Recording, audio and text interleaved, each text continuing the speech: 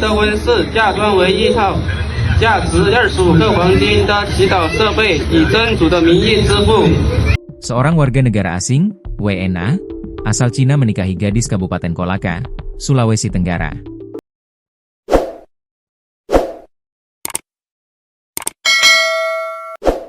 Pernikahan WNA Cina dengan gadis Kolaka menjadi viral setelah ada yang mengunggah videonya ke media sosial. Prosesi ijab kabul dalam pernikahan WNA Cina jadi perhatian publik karena menggunakan bahasa Mandarin. Akad nikah berlangsung pada Sabtu, 24 Mei 2025, di Desa Hakatotobu, Kecamatan Pomalaa.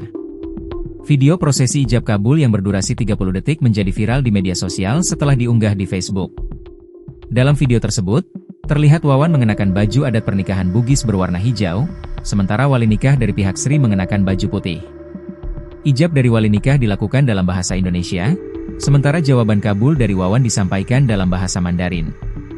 Salah satu saksi pernikahan, Rustam, menyatakan bahwa meskipun Wawan berbicara dalam bahasa Cina, proses tersebut tetap dipandu oleh seorang penerjemah untuk membantu wali nikah.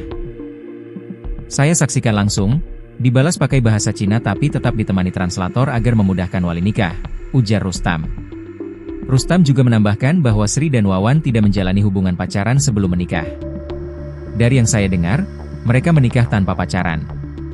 SRY diajak nikah sama orang Cina dan dia terima, jelasnya.